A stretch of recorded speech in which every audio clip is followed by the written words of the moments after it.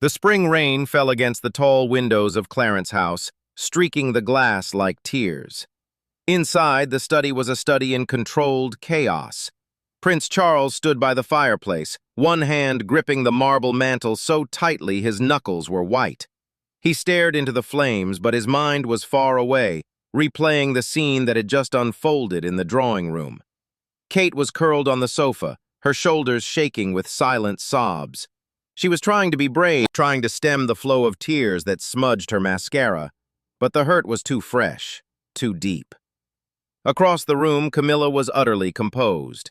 She smoothed down her silk dress, a small, almost imperceptible smile playing on her lips as she watched the younger woman cry. It was a smile of satisfaction, of a point scored.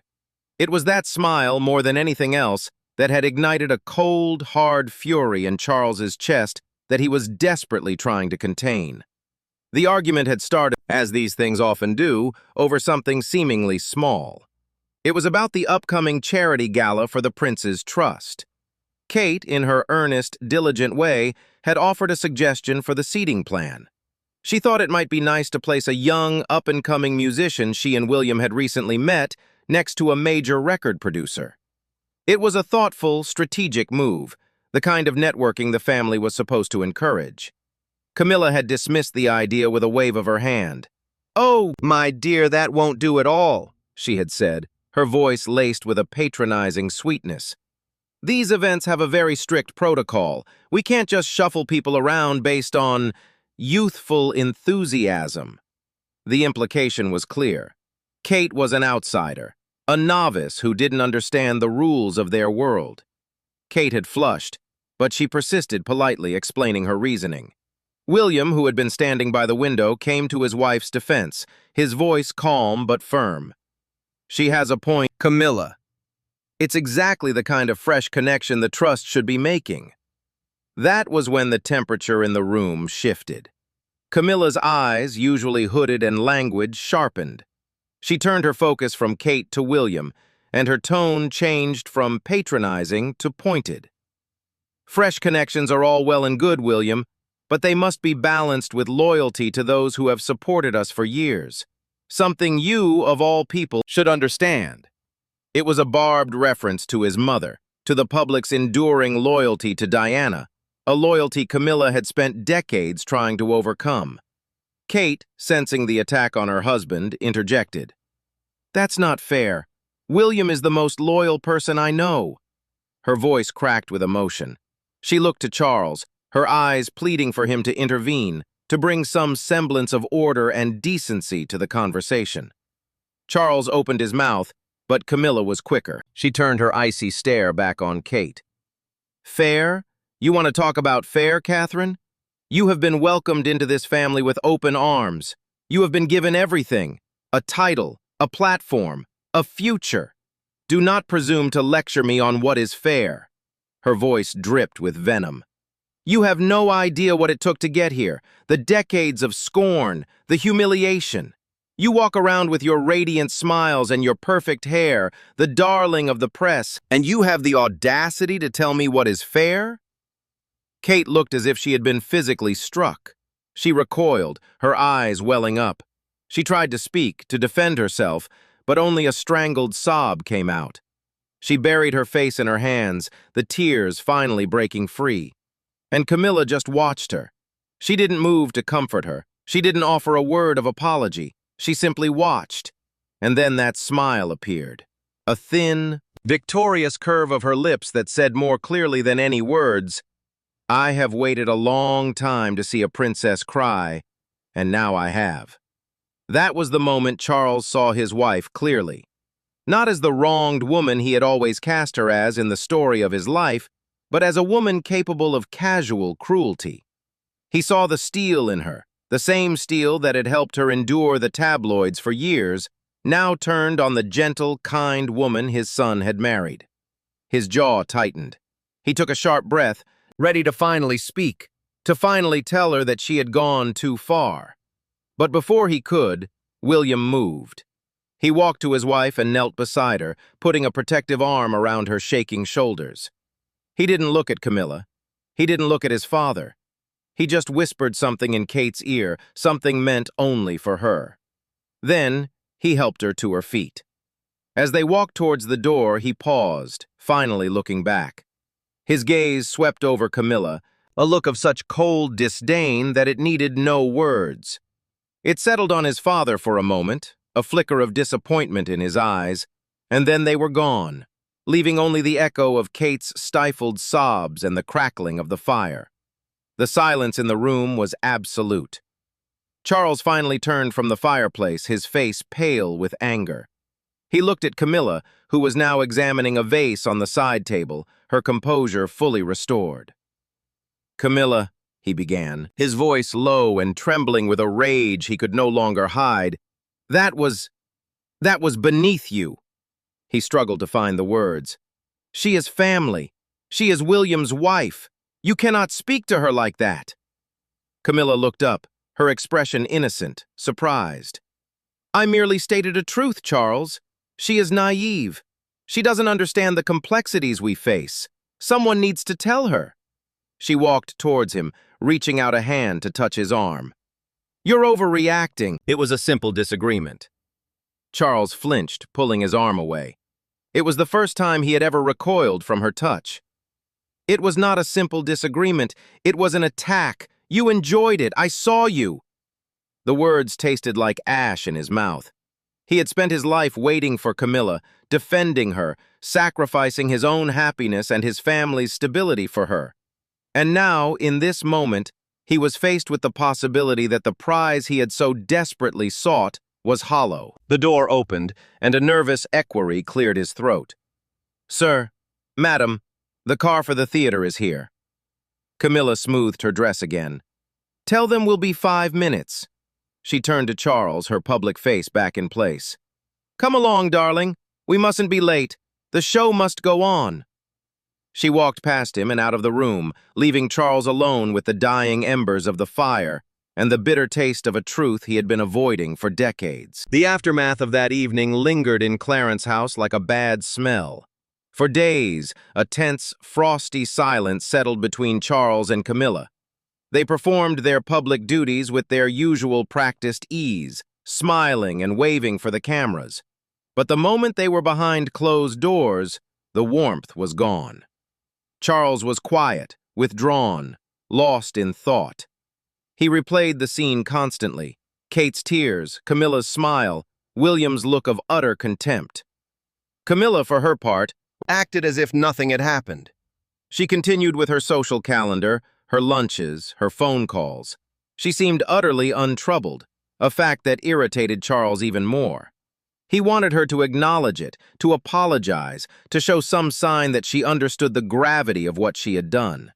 But she remained a fortress of serene denial. The tension finally broke, not with a dramatic confrontation, but with a quiet conversation in the gardens of Highgrove. Charles had retreated to his beloved estate, finding solace in the soil and the trees. He was pruning a rose bush when he heard footsteps on the gravel. He looked up to see William walking towards him, alone. For a long moment, neither spoke. William stood a few feet away, his hands in the pockets of his jacket looking out over the fields. Finally, he spoke, his voice flat. "Kate's still upset." Charles put down his shears. He felt a familiar pang of guilt, a feeling he'd known intimately throughout his parenting years. "I'm very sorry, William. I am so sorry for what happened. It should never have—" "No!" William cut him off, turning to face him. His eyes were tired, but there was a steely resolve in them that Charles hadn't seen before. "It shouldn't have, but it did. And the question is, what are you going to do about it?" Charles sighed, running a hand through his already disheveled hair. "I've spoken to Camilla. She understands she was out of line." William let out a short, humorless laugh. "Does she? Because I haven't heard an apology. Not to Kate, not to me. I'm guessing she hasn't apologized to you either." He held his father's gaze. "She won't, will she? She thinks she was in the right." "Your stepmother has had a difficult path," Charles began, falling back on an old, tired defense. "Don't!" William said, his voice sharp. "Don't make excuses for her. Not this time. My mother had a difficult path, too. You of all people know that. But she never, not once, took it out on an innocent person. She used her pain to help people. Camilla uses hers as a weapon. It was the most direct William had ever been about the subject, and the comparison to Diana hung in the air between them, sharp and painful. Charles flinched. He looked away towards the house. "What do you want me to do? She is my wife." "I want you to see it," William said, his voice softening just a fraction. "Really see it. The way she treats Kate. The way she's always treated anyone she sees as a threat. It's not just about one nasty comment, Papa.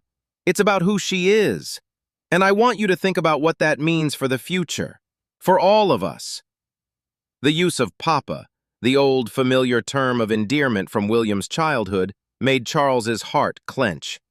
He looked at his son, this tall, serious man who carried the weight of the crown on his shoulders, and he saw the boy he used to read stories to, the boy who had lost his mother and had to be strong for his little brother. He saw the hurt in his eyes, the hurt he, as a father, had helped to create. "I love her, William," Charles said, his voice barely a whisper. It was the simplest and most complicated truth of his life. William nodded slowly. "I know you do. I've accepted that. But loving someone doesn't mean being blind to their faults. Granny loved Grandpa, but she knew exactly who he was. She never let his limitations affect her duty or her relationship with her children. You have a duty too, not just to Camilla, but to me, to Harry, to Kate, and to the institution you will one day lead." He paused. "If you let her drive a wedge between us, if you let her alienate Kate, you will lose us.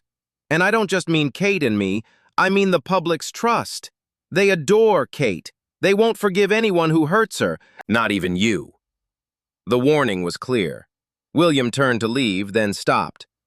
"By the way, Granny wants to see us, all of us, tomorrow at Buckingham Palace, 4 o'clock.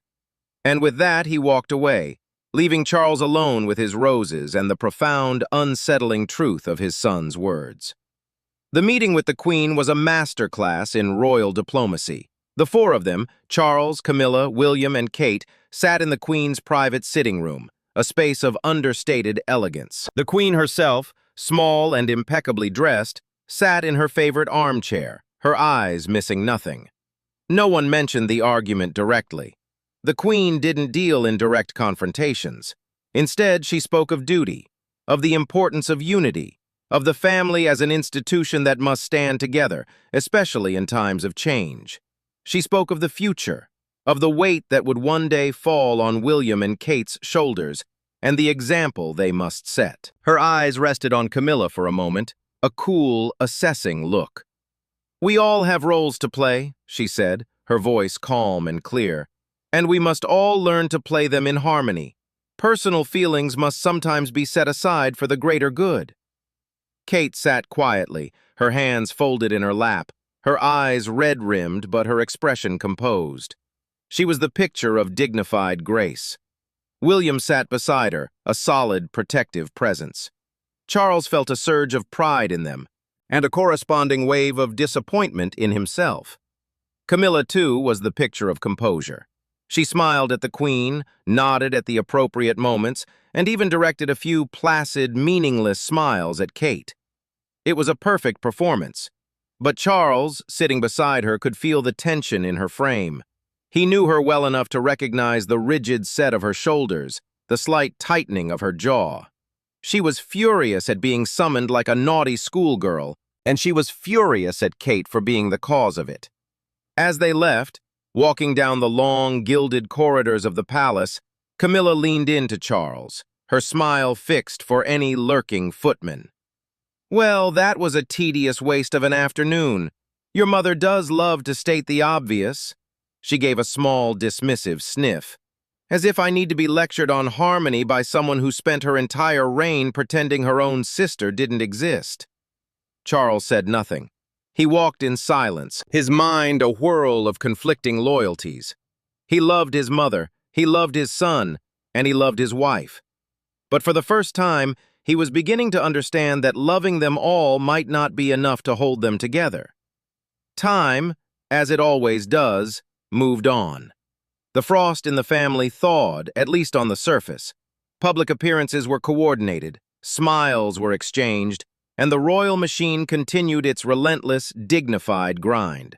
There was the annual Easter Sunday service at Windsor, the garden parties at Buckingham Palace, the commemoration for the D-Day landings.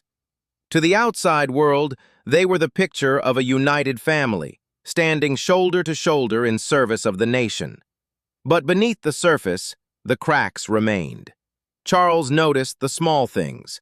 The way Camilla's conversations with Kate were always brief and superficial, never extending beyond comments on the weather or her outfit. The way she would subtly position herself between Charles and William at events, a physical barrier. The way her smiles for Kate never quite reached her eyes. And he noticed the change in Kate, the open, warm, slightly giggly girl he had first met, who used to chat animatedly about her latest photography project or a funny thing Prince George had said, had become more reserved. She was still unfailingly polite, still dedicated to her work, but there was a new layer of caution around her, a protective shield. She was learning to play the game just as Camilla had. It saddened him more than he could say. One afternoon, several months after the incident, Charles found himself alone with Kate. It was at Anmer Hall, William and Kate's country home in Norfolk. He had stopped by to see the children, and William had been called away for a phone call. They sat in the sunny kitchen, a pot of tea between them, the comfortable silence punctuated by the sound of the children laughing in the garden. Charles cleared his throat. "You know, Catherine," he began, using her full name, a sign of his formality, "I have never properly apologized to you, for that evening, for not intervening. I failed in my duty to you, and I am deeply sorry." Kate looked up, surprised. She studied him for a moment, her blue eyes thoughtful. Then she gave him a small, genuine smile. "Thank you, Papa," she said softly, using the family name. "That means a great deal." She paused, choosing her words carefully. It was a difficult moment, but it also taught me something. It taught me that this family, for all its privilege, is not immune to the same hurts as any other. And it taught me that I have a husband who will always stand by me. She looked out the window at William, who was now chasing George around the lawn. "That's more than many people have." Charles felt a lump in his throat. Here was this young woman who had every right to be bitter and resentful, extending grace and understanding. "You are very kind," he managed. Kate turned back to him, her expression becoming more serious. "It's not just kindness. It's survival. I've learned that in this world, you have to pick your battles. I can't fight every slight or every cold look. It would destroy me. So I focus on what matters, my husband, my children, the work I can do to help others. The rest," she shrugged slightly, "the rest is just noise." Charles was struck by her wisdom. It was the wisdom of a survivor, the same kind of wisdom he had seen in his own mother. "And Camilla?" The question slipped out before he could stop it. "How do you manage that?" Kate was quiet for a long moment. She looked down at her teacup, tracing the rim with her finger. "I try to understand her," she said finally. "I try to imagine what it must have been like. To be hated by so many people for so long, to have your entire life picked apart in the newspapers, to know that millions of people wished you didn't exist because they loved someone else so much." She looked up at Charles. "That kind of pain, it must leave a mark. It must make you hard. It must make you see everyone as a potential enemy." Charles stared at her. It was a more compassionate and insightful analysis of his wife than he had ever been able to articulate himself. "You understand her better than she understands herself," he said, his voice filled with wonder. Kate gave a sad little smile. "Perhaps. But understanding someone doesn't mean accepting how they treat you. It just means you don't have to hate them back. And I don't want to hate anyone, Papa. It's too heavy a burden." She reached across and gently touched his hand. "I'm not your enemy. I never have been. I'm just the woman who loves your son." In that moment, Charles felt a profound shift inside him. For so long, he had seen his family as a series of competing loyalties, his mother versus his wife, his sons versus his wife, his duty versus his heart. But Kate had shown him a different way. She had shown him that love didn't have to be a zero-sum game, that you could be loyal to the past without being a prisoner to it, that you could offer understanding without excusing cruelty. He left Anmer Hall that day with a lighter heart, but also a clearer purpose. He couldn't change the past. He couldn't undo the decades of pain that had shaped his family, but he could, perhaps, shape the future. He could make sure that the cycle of hurt and resentment stopped here. The opportunity came sooner than he expected, at a private family dinner to celebrate his mother's birthday. It was a small gathering at Windsor Castle, just the immediate family. The mood was warm, the wine was flowing, and even Camilla seemed relaxed. She was seated next to Prince Edward, engaged in a lively conversation about some charity project. At one point, Kate mentioned a new initiative she was launching to support early childhood development. She spoke with passion and intelligence, outlining the research and the potential impact. Charles listened, beaming with pride. When she finished, he raised his glass. "To Catherine," he said, his voice warm, "a remarkable woman doing remarkable work. We are all so very proud of you." Camilla's smile froze for a fraction of a second. It was a tiny, almost imperceptible flicker, but Charles caught it. She recovered quickly, raising her own glass and murmuring something agreeable. But that flicker told him everything he needed to know. The resentment was still there, buried beneath the surface, waiting for its moment. Later that evening, as they were getting ready for bed, Camilla commented, "That was quite the toast you gave tonight. Very effusive." Charles was brushing his teeth. He met her eyes in the mirror. "She deserved it. She's doing wonderful things." "Oh, I'm sure she is," Camilla said, climbing into bed and picking up her book. "She's very good at that sort of thing, playing to the gallery." It was another small dig, but it landed with the force of a sledgehammer. Charles put down his toothbrush and walked into the bedroom. He sat on the edge of the bed, looking at her. "Why do you do that?" he asked, his voice quiet but firm. "Do what?" she asked, not looking up from her book. "Diminish her. Every chance you get. A little comment here, a little look there. Why can you not just be happy for her?" Camilla finally looked up, her eyes wary. "I am happy for her. I just think the constant adulation is a bit much. She's not a saint, Charles." "No, she's not a saint. She's my daughter-in-law, and she is the mother of my grandchildren, and she is a woman who has shown me more grace and understanding than I have any right to expect." He took a deep breath. "I love you, Camilla. I have loved you for most of my adult life, but I will not let you poison my relationship with my son and his wife. I will not allow it. Not anymore." The silence in the room was deafening. Camilla stared at him, her book forgotten. For the first time, Charles saw something other than composure in her eyes. He saw a flicker of uncertainty, of fear, the fear of losing him. The fear that the one person who had always chosen her might finally be choosing someone else. The months that followed Charles's declaration were a period of quiet, careful recalibration. It wasn't a dramatic Hollywood-style reconciliation. There were no tearful apologies from Camilla, no public declarations of unity.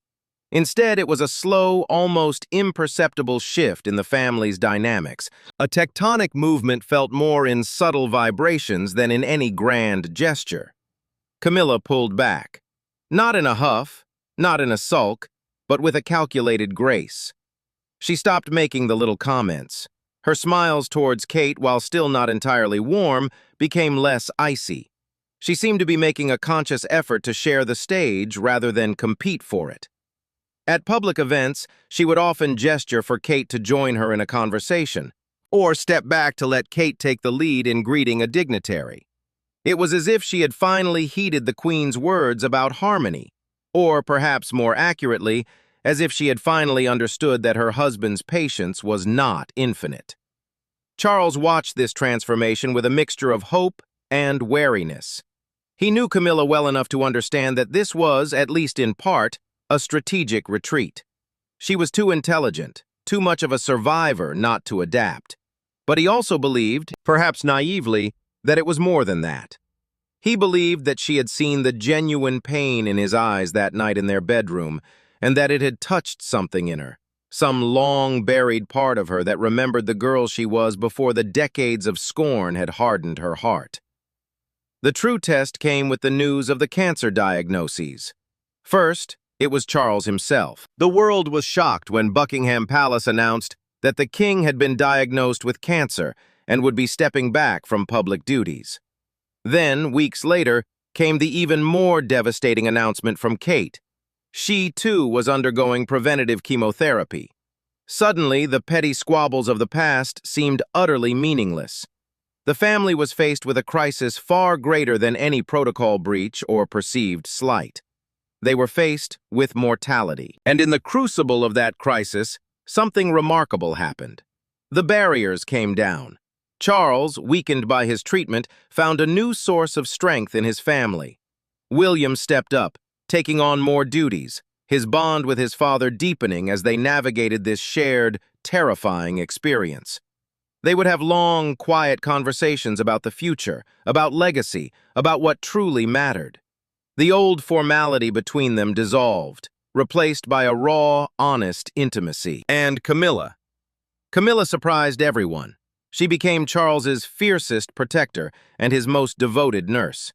She was at his side constantly, holding his hand during treatments, researching his condition, running interference with the press and the palace staff. Her legendary composure cracked, revealing a depth of love and fear that she had always kept hidden. The world saw a new side of her, not the steely, calculating consort, but a worried wife, fighting for her husband's life. But it was her relationship with Kate that underwent the most profound change. Perhaps it was the shared experience of illness. Perhaps it was seeing the fear in each other's eyes. Perhaps it was simply that cancer had no interest in their old rivalries. Whatever the reason, the ice between them began to truly melt. It started with small gestures. Camilla sent flowers to Anmer Hall with a simple card. "Thinking of you." Kate sent a handwritten note to Camilla, thanking her for her support of Charles. Then came the phone calls. Brief, awkward at first, but gradually becoming longer and more personal. They talked about their treatments, about the side effects, about the fear. They talked about their husbands, about the pressure of being married to men destined for the throne. They talked about the things that united them, not the things that divided them. One afternoon, during a brief period when both were well enough, Camilla visited Kate at Adelaide Cottage. It was a private visit, unannounced and unphotographed. They sat in Kate's sunny sitting room, two women bound by marriage, by duty, and now by illness. Kate, thinner and paler than usual, but with a light in her eyes, poured the tea. Camilla noticed the small photo frames on the side table, William with the children, Charles with Charlotte on his lap. She picked one up, studying it. "He's so good with them," Camilla said softly. "William, he's a wonderful father." Kate smiled. "He is. He learned from the best." Camilla looked at her, a flicker of surprise in her eyes. The unspoken comparison to Diana hung in the air, but it wasn't a weapon this time. It was a bridge. "I wasn't always," Camilla began, then stopped, struggling to find the words. This was not something she was practiced in. "I wasn't always kind to you. I was afraid." Kate waited, her expression gentle, encouraging. "I spent so many years fighting for my place," Camilla continued, her voice low. "Fighting the press, fighting the public, fighting the memory of someone I could never compete with. And when you came along, so perfect, so loved, so effortlessly accepted, it felt like another fight, another woman I would be measured against and found wanting." She finally looked up, meeting Kate's eyes. "I was wrong. You are not my enemy. You never were." Kate reached across and took Camilla's hand. It was the first time they had ever touched with genuine warmth. "I know," she said simply, "and I know what it cost you to say that. Thank you." In that moment, the long, bitter war between them simply ended. Not with a treaty, not with a victory for one side or the other, but with a quiet, mutual recognition of their shared humanity. They were both women who loved complicated men, They were both mothers. They were both scared. And in that shared fear, they finally found common ground. That evening, Charles, resting in his rooms at Clarence House, looked up to see Camilla walk in. Her eyes were red-rimmed, but she was smiling. A real smile, not the practiced public one. She sat beside him and took his hand. "I saw Kate today," she said. "She's remarkable, Charles, truly remarkable." She paused, then added, her voice thick with emotion, "I'm so sorry it took me so long to see it." Charles squeezed her hand. He thought of all the years of pain, all the misunderstandings, all the wasted energy of resentment. He thought of his mother, the Queen, who had always preached the importance of unity, of family. He thought of Diana and the tragic, unfulfilled promise of her life. And he thought of the future, of William and Kate, of George and Charlotte and Louis, the next generation who would inherit this strange, demanding, glorious institution. He looked at his wife, the woman he had loved for over 50 years, the woman who had been his solace and his torment, his partner and his adversary. He saw the tears in her eyes, and he knew they were real. "We're a strange family," he said, a small, weary smile on his lips. Camilla laughed, a soft, genuine sound. "The strangest," she agreed. She leaned her head on his shoulder. "But we're here. We're together." Outside the window, the lights of London twinkled in the darkness.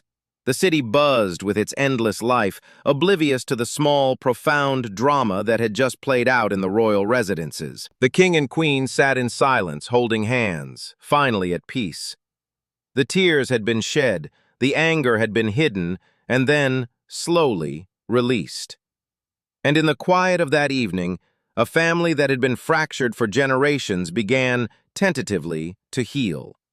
It was indeed a touching tale, not of fairy tale perfection, but of the messy, complicated, and ultimately redemptive power of love, loss, and the grace of a second chance.